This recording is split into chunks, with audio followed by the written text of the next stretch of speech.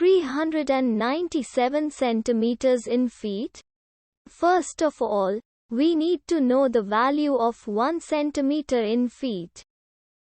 It's always 1 centimeter equals 0.03280839895 feet.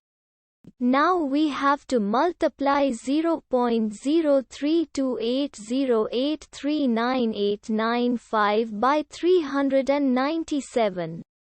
Therefore, 397 centimeters times 0.03280839895 feet equals 13.02493438315 feet.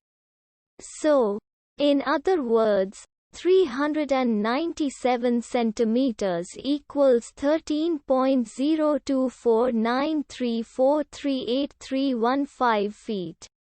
We hope you have enjoyed this video.